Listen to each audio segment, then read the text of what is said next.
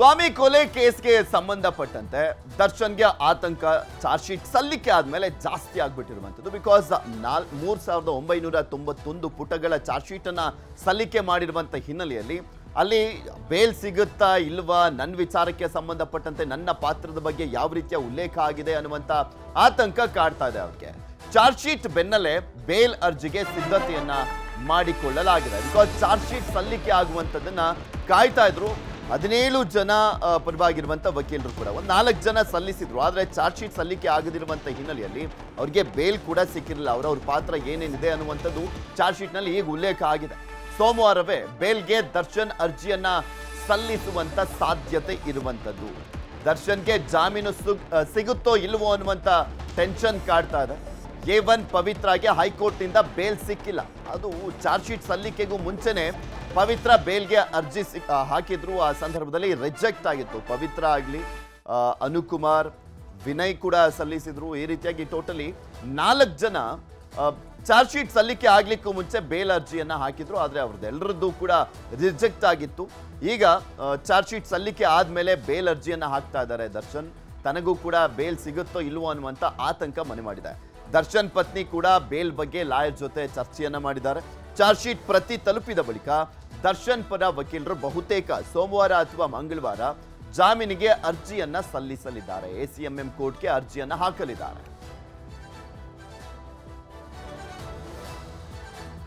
ಬೇಲ್ಗೆ A5 Nandish ಕುಟುಂಬ circus ಮಾಡ್ತಾ ಇದೆ. ದರ್ಶನ್ ಪತ್ನಿ ವಿಜಯಲಕ್ಷ್ಮಿ ಅವರನ್ನ ಭೇಟಿಯಾಗಿರುವಂಥದ್ದು. ಆರೋಪಿ ನಂಬರ್ 5 ನಂದೀಶ್ ಕುಟುಂಬದವರು ವಿಜಯಲಕ್ಷ್ಮಿ ಅವರು. ದರ್ಶನ್ ಪತ್ನಿ ವಿಜಯಲಕ್ಷ್ಮಿ ಅವರನ್ನ ಭೇಟಿಯಾಗಿರುವಂಥದ್ದು. ವಿಜಯಲಕ್ಷ್ಮಿ ಭೇಟಿ ಮಾಡಿದ್ದಾರೆ. ನಂದೀಶ್ ಅಕ್ಕ ನಂದಿನಿ ಯಾವ ಕಾರಣಕ್ಕೆ ಭೇಟಿಯಾಗಿದ್ದಾರೆ ಈ ಸಂದರ್ಭದಲ್ಲಿ, ಚಾರ್ಜ್ ಶೀಟ್ ಸಲ್ಲಿಕೆ ಆದ್ಮೇಲೆ ಅನ್ನುವಂಥದ್ದನ್ನು ನೋಡೋದಾದ್ರೆ, ಬೇಲನ್ನ ಕೊಡಿಸುವಂತ ನಿಟ್ಟಿನಲ್ಲಿ ಸಹಾಯ ಮಾಡಿ ನಮ್ಗೆ ಅಂತ. ನಮ್ಮದು ಬಡ ಕುಟುಂಬ, ದುಡ್ಡಿಲ್ಲ, ಜಾಮೀನು ಅರ್ಜಿ ಸಲ್ಲಿಸಲಿಕ್ಕೆ ಹಣ ಇಲ್ಲ, ವಕೀಲರನ್ನಿಟ್ಟು ವಾದ ಮಾಡಲಿಕ್ಕೆ ಹಣ ಇಲ್ಲ. ಸೊ ಹೀಗಾಗಿ ನೀವು ಸಹಕಾರ ಕೊಡಬೇಕು. ನನ್ನ ತಮ್ಮನಿಗೆ ನೀವೇ ಬೇಲ್ ಕೊಡಿಸ್ಬೇಕು, ಜಾಮೀನನ್ನ ಕೊಡಿಸ್ಬೇಕು. ಹೇಗಾದ್ರೂ ಮಾಡಿ ಬೇಲ್ ಕೊಡಿಸಿ ನನ್ನ ತಮ್ಮನನ್ನ ಜೈಲಿನಿಂದ ಬಿಡಿಸ್ಕೊಡಿ. ದರ್ಶನ್ ಪತ್ನಿಗೆ ನಂದೀಶ್ ಅಕ್ಕ ಮನವಿಯನ್ನ ಮಾಡ್ಕೊಂಡಿದ್ದಾರೆ.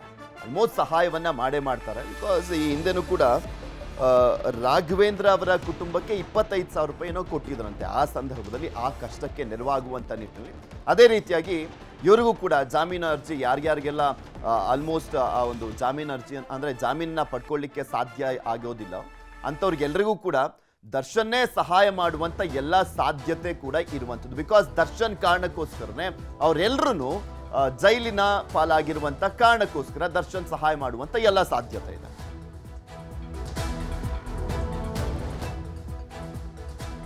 ಇದೆಲ್ಲದ್ರ ಬಗ್ಗೆ ಮತ್ತಷ್ಟು ಮಾಹಿತಿಯನ್ನ ಕೊಡ್ತಾ ಹೋಗ್ತಾರೆ ನಮ್ಮ ಪ್ರತಿನಿಧಿ ಮಂಜುನಾಥ್. ನಮ್ಮ ಜೊತೆ ನೇರ ಸಂಪರ್ಕದಲ್ಲಿ ಜಾಯಿನ್ ಆಗ್ತಾ ಇದ್ದಾರೆ. ಮಂಜು, ಒಂದ್ ಕಡೆ ಚಾರ್ಜ್ ಶೀಟ್ ಎಲ್ಲ ಸಲ್ಲಿಕೆ ಆಗಿದೆ. ವಕೀಲರು ಕೂಡ ದರ್ಶನ್ ವಿಚಾರಕ್ಕೆ ಸಂಬಂಧಪಟ್ಟಂತೆ ವಿಜಯಲಕ್ಷ್ಮಿ ಜೊತೆ ಚರ್ಚೆಯನ್ನ ಮಾಡಿದ್ದಾರೆ. ಯಾವ ವಕೀಲರು ದರ್ಶನ್ ಜಾಮೀನಿನ ಬಗ್ಗೆ ವಾದವನ್ನ ಮಂಡಿಸಲಿರುವಂತದ್ದು, ಯಾವಾಗ ಜಾಮೀನು ಅರ್ಜಿಯನ್ನ ಹಾಕಲಿದ್ದಾರೆ, ಇದ್ರ ಬಗ್ಗೆ ಏನ್ ಅಪ್ಡೇಟ್ ಸಿಗ್ತಾ ಇದೆ? ರೇಣುಕಾಸ್ವಾಮಿ ಕೊಲೆ ಪ್ರಕರಣಕ್ಕೆ ಸಂಬಂಧಪಟ್ಟಂತೆ ಈಗಾಗಲೇ ತನಿಖಾಧಿಕಾರಿಗಳು ಕೋರ್ಟ್ಗೆ ಚಾರ್ಜ್ ಶೀಟ್ ಅನ್ನು ಸಬ್ಮಿಟ್ ಮಾಡಿದ್ದಾರೆ. ಚಾರ್ಜ್ ಶೀಟ್ ಸಬ್ಮಿಟ್ ಆದಂತಹ ಮರುದಿನವೇ ವಿಜಯಲಕ್ಷ್ಮಿ ಕೂಡ ಅಷ್ಟೇ ಬಳ್ಳಾರಿ ಜೈಲಿನಲ್ಲಿರುವಂತಹ ನಟ ದರ್ಶನ್ ಅನ್ನ ಭೇಟಿ ಆಗ್ತಾರೆ. ಭೇಟಿಯಾಗಿ ಚಾರ್ಜ್ ಶೀಟ್ ಆಗಿದೆ, ಈಗಾಗಲೇ ಮುಂದೆ ಏನ್ ಮಾಡಬೇಕು ಏನು ಅನ್ನುವಂಥದ್ರ ಬಗ್ಗೆ ಸುದೀರ್ಘವಾದಂತಹ ಒಂದು ಚರ್ಚೆನ ಸುಮಾರು ಅರ್ಧ ಗಂಟೆಗಳ ಕಾಲ ಮಾಡ್ತಾರೆ. ಈ ಒಂದು ಸಂದರ್ಭದಲ್ಲಿ ದರ್ಶನ್ ಅವರ ಸಹೋದರ ದಿನಕರ್ ಕೂಡ ಅಷ್ಟೇ ಜೊತೆಯಲ್ಲೇ ಇರ್ತಾರೆ. ಈ ಒಂದು ವೇಳೆಯಲ್ಲಿ ದರ್ಶನ್ ಈಗಾಗಲೇ ವಕಾಲತ್ಗೂ ಕೂಡ ಅಷ್ಟೇ ಸಹಿಯನ್ನ ಹಾಕಿಸ್ಕೊಂಡಿದ್ದಾರೆ ಅನ್ನೋದ್ರ ಬಗ್ಗೆ ಮಾಹಿತಿ ಸಿಗ್ತಾ ಇದೆ. ಆದ್ರೆ ಇಲ್ಲಿ ಪ್ರಮುಖವಾಗಿ ದರ್ಶನ್ ಪರವಾಗಿ ಯಾರು ವಕಾಲತ್ತನ್ನು ವಹಿಸಿದ್ದಾರೆ ಅನ್ನೋದು ಇನ್ನೂ ಕೂಡ ಅಷ್ಟೇ ನಿಗೂಢವಾಗಿರುವಂತಹದ್ದು. ಯಾಕಂದ್ರೆ ಒಂದ್ ಕಡೆ CV ನಾಗೇಶ್ ಅವರನ್ನು ಕೂಡ ಅಪ್ರೋಚ್ ಮಾಡ್ತಾ ಇರುವಂತದ್ದು. ಯಾಕಂದ್ರೆ CV ನಾಗೇಶ್ ಅವರಿಂದಲೇ ಪ್ರಕರಣದ ಮುಂದಿನ ಒಂದು ವಾದವನ್ನ ಮಂಡನೆ ಮಾಡಿಸುವಂತ ನಿಟ್ಟಿನಲ್ಲಿ ವಿಜಯಲಕ್ಷ್ಮಿ ಒಂದು ರೀತಿಯಂತಹ ಪ್ರಯತ್ನಗಳನ್ನ ಮಾಡ್ತಿದ್ದಾರೆ. ಆದ್ರೆ ಇಲ್ಲಿ ವಕಾಲತ್ತನ್ನ ಯಾವ ವಕೀಲರ ಮುಖಾಂತರವಾಗಿ ಜಾಮೀನನ್ನ ಕೋರಿ ಅರ್ಜಿಯನ್ನು ಹಾಕ್ತಾರೆ ಅನ್ನುವಂಥದ್ರ ಬಗ್ಗೆ ಇನ್ನೂ ಕೂಡ ಸ್ಪಷ್ಟವಾದಂತಹ ಮಾಹಿತಿ ಸಿಕ್ಕಿಲ್ಲ. ಆದ್ರೆ ಬಳ್ಳಾರಿ ಜೈಲಿನಲ್ಲಿ ದರ್ಶನ್ ವಕಾಲತ್ಗೆ ಸಹಿಯನ್ನ ಹಾಕಿದ್ದಾರೆ ಅನ್ನುವಂಥದ್ದು ಈಗಾಗಲೇ ಗೊತ್ತಾಗಿದೆ. ಯಾಕಂದ್ರೆ ಈಗಾಗಲೇ ಆರೋಪಿಗಳ ಪರ ವಕೀಲರಿಗೂ ಕೂಡ ಅಷ್ಟೇ ಒಂದು ಚಾರ್ಜ್ ಶೀಟ್ ನ ಪ್ರತಿಯನ್ನ ನ್ಯಾಯಾಲಯದಿಂದ ಕೊಡಬೇಕಾಗಿದೆ. ಆ ಒಂದು ನಿಟ್ಟಿನಲ್ಲಿ ಚಾರ್ಜ್ ಶೀಟ್ ನ ಪ್ರತಿ ಸಿಗಬೇಕು ಅಂತಂದ್ರೆ ಬಹುತೇಕ ಸೋಮವಾರ ಸಿಗುವಂತ ಸಾಧ್ಯತೆ ಇದೆ. ಯಾಕಂದ್ರೆ ಸಾಲು ರಜೆಗಳಿದೆ. ಚಾರ್ಜ್ ಶೀಟ್ ಆಗಿದ್ದಂತ ಬಳಿಕ ಕೋರ್ಟ್ ಓಪನ್ ಇರಲಿಲ್ಲ. ನಿನ್ನೆ CC ನಂಬರ್ ಆಗಿದೆ. CC ನಂಬರ್ ಆಗಿದ್ದು ಅದೆಲ್ಲವೂ ಕೂಡ ಅಷ್ಟೇ ಆರೋಪಿಗಳಿಗೂ ಒಂದೊಂದು ಪ್ರತಿ ಚಾರ್ಜ್ ಶೀಟ್ ಸಿಗಬೇಕು ಅಂತಂದ್ರೆ ಬಹುತೇಕ ಕೋರ್ಟ್ ಓಪನ್ ಆಗುವಂತದ್ದು ಸೋಮವಾರ ಸಿಗುವಂತ ಸಾಧ್ಯತೆ ಇದೆ. ಸೋಮವಾರ ಈ ಒಂದು ಚಾರ್ಜ್ ಶೀಟ್ ಪ್ರತಿಯನ್ನ ತಗೊಂಡು ಅದನ್ನ ಒಮ್ಮೆ ವೆರಿಫೈ ಮಾಡ್ಕೊಂತಾರೆ. ಅಂದ್ರೆ ಯಾವ ಗ್ರೌಂಡ್ಸ್ ನ ಮೇಲೆ ನಾವು ಬೇಲ್ಗೆ ಅಪ್ಲೈ ಮಾಡಬೇಕು ಮತ್ತು ವಾದ ಬಂದಂತ ಸಂದರ್ಭದಲ್ಲಿ ಯಾವ ಗ್ರೌಂಡ್ಸ್ ಇಟ್ಕೊಂಡು ನಾವು ಆರ್ಗ್ಯುಮೆಂಟ್ ಮಾಡಬೇಕು ಅನ್ನೋಂಥದ್ರ ಬಗ್ಗೆ ಚರ್ಚೆ ಮಾಡ್ತಾರೆ. ಬಹುತೇಕ ಸೋಮವಾರ ಮಧ್ಯಾಹ್ನದ ಬಳಿಕ ಅಥವಾ ಮಂಗಳವಾರದಂದು ನಟ ದರ್ಶನ್ ಜಾಮೀನನ್ನ ಕೋರಿ ಸೆಷನ್ಸ್ ಕೋರ್ಟ್ಗೆ ಅರ್ಜಿ ಹಾಕೋದಕ್ಕೆ ಸಿದ್ಧತೆಗಳನ್ನು ಕೂಡ ಮಾಡ್ಕೊಳ್ತಿದ್ದಾರೆ. ಒಂದ್ ಕಡೆ ನಟ ದರ್ಶನ್ ಜಾಮೀನನ್ನ ಅರ್ಜಿ ಹಾಕೊಳ್ಳೋಕೆ ಸಿದ್ಧತೆ ಮಾಡ್ಕೊಂತಿದ್ರೆ, ಮತ್ತೊಂದು ಕಡೆ ಈಗಾಗಲೇ ಪವಿತ್ರ ಗೌಡ ಹೈಕೋರ್ಟ್ ನಲ್ಲಿ ಅರ್ಜಿಯನ್ನು ಹಾಕೊಂಡಿದೆ. ಯಾಕಂದ್ರೆ ಸೆಷನ್ಸ್ ಕೋರ್ಟ್ ನಲ್ಲಿ ಜಾಮೀನು ಅರ್ಜಿ ವಜಾ ಆಯಿತು. ಆ ವಜಾ ಆಗಿದ್ದಂತಹ ಒಂದು ಆದೇಶದ ಪ್ರತಿಯನ್ನು ಇಟ್ಕೊಂಡು ಪವಿತ್ರ ಗೌಡ ಹೈಕೋರ್ಟ್ಗೆ ಈಗಾಗಲೇ ಜಾಮೀನಿನ ಮೊರೆ ಹೋಗಿರುವಂತದ್ದು. ಇದೆಲ್ಲ ಒಂದ್ ಕಡೆ ಆದ್ರೆ, ಮತ್ತೊಂದು ಕಡೆ ಈ ಒಂದು ಕೊಲೆ ಪ್ರಕರಣದಲ್ಲಿ ಒಂದಷ್ಟು ಜನ ಹಣದ ಆಸೆಗೋಸ್ಕರ ಏನು ಸರೆಂಡರ್ ಆಗಕ್ಕೆ ಮುಂದಾಗಿದ್ರು. ಅದರಲ್ಲಿ ಆರೋಪಿ ನಂದೀಶ್ ಏನಿದ್ದಾನೆ ಆತನ ಫ್ಯಾಮಿಲಿ ಅವರು ವಿಜಯಲಕ್ಷ್ಮಿಯನ್ನ ಭೇಟಿ ಮಾಡಿದ್ದಾರೆ. ವಿಜಯಲಕ್ಷ್ಮಿನ ಭೇಟಿ ಮಾಡಿರುವಂತ ಉದ್ದೇಶ ಏನು ಅಂತಂದ್ರೆ, ನಂದೀಶ್ ಅವರ ಅಕ್ಕ ಒಂದಷ್ಟು ಹಳಲನ್ನ ತೋಡ್ಕೊಂಡಿದ್ದಾರೆ. ಯಾಕಂದ್ರೆ ನಂದೀಶ್ ದುಡಿತಾ ಇರುವಂತ ದುಡ್ಡಿಂದಾನೆ ನಾವು ಜೀವನವನ್ನ ಸಾಗಿಸ್ತಾ ಇದ್ವಿ. ಈಗ ನಂದೀಶ್ಗೆ ಜಾಮೀನ್ಗೆ ಅಪ್ಲೈ ಮಾಡ್ಬೇಕಂದ್ರೂ ಅಡ್ವೊಕೇಟ್ಗೆ ದುಡ್ಡು ಕೊಡಬೇಕಾಗಿದೆ, ಅದಕ್ಕೂ ಕೂಡ ನಮ್ಮ ಹತ್ರ ದುಡ್ಡಿಲ್ಲ. ದಯವಿಟ್ಟು ನಂದೀಶ್ಗೂ ಕೂಡ ಅಷ್ಟೇ ಜಾಮೀನನ್ನ ಕೊಡಿಸಿ ಆತನನ್ನ ನಮ್ಮ ಮನೆ ಕಳಿಸ್ಕೊಡಿ ಅನ್ನುವಂತ ಒಂದಷ್ಟು ಮನವಿಯನ್ನ ಮಾಡ್ಕೊಂಡಿದ್ರೆ, ಒಂದಷ್ಟು ಕಣ್ಣೀರನ್ನ ಹಾಕೊಂಡಿದ್ರೆ.